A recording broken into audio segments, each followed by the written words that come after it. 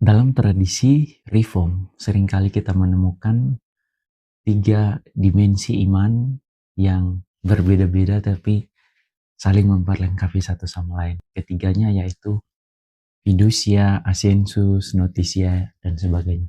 Tapi urutannya noticia, ascensus, dan fiducia. Ya, noticia berkaitan dengan isi iman. Ini berisi aspek pengetahuan dan kognitif. Artinya kita tahu siapa yang kita percayai dan kita mengerti apa yang kita percaya itu. Kita tahu.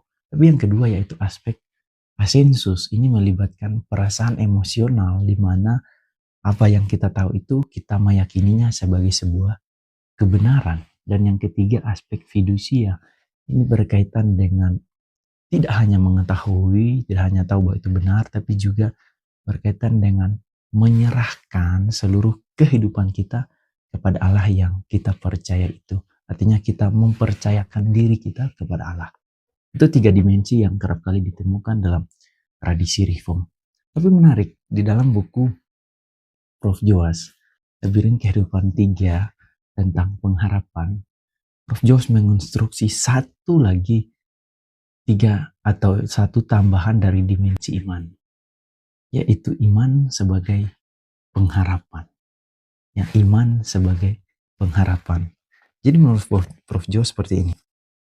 Di halamannya yang ke-128 mengatakan, sama seperti iman merupakan pemberian Allah ya, berdasarkan Efesus 2 ayat 8, demikian juga pengharapan adalah rahmat ilahi, rahmat Allah.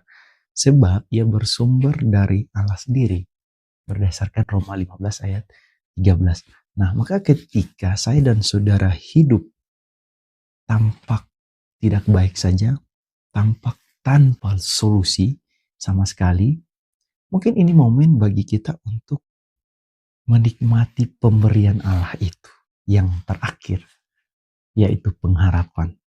Bagi Prof. Joas, sekalipun tidak ada alasan sama sekali untuk berpengharapan, tetapi kita tetap berharap. Dan yang menarik di dalam penjelasan buku ini, pengharapan itu wataknya selalu kabur, tampak tidak jelas, dan kita nggak tahu apa-apa bagaimana ke depannya. Dan buku ini sangat cocok untuk Anda jika Anda berada dalam kondisi yang demikian, tidak mengetahui bagaimana kondisi hidup Anda ke depannya. Prof. Joas mengatakan begini, ia kabur dan tak dapat dilihat dengan jelas. Namun justru karena itu ia menyelamatkan kita. Ia memberi kita kemungkinan untuk terus melangkah sekalipun tidak terlihat jalan di depan mata. Kemungkinan untuk hidup di dalam pengharapan dimungkinkan karena janji Allah yang kita pegang. Janji Allah itu datang dari masa depan dan menemui kita di tengah kegelapan masa kini. Artinya seperti sederhana seperti ini. Kita berharap dan kita memegang janji Allah. Janji Allah itu datang dari masa depan dan menemui kita di masa kini. Menarik sekali. Dan saya harap saudara bisa berharaplah kepada Tuhan. Walaupun tidak ada alasan untuk saudara berharap. Tuhan Yesus memberkatimu.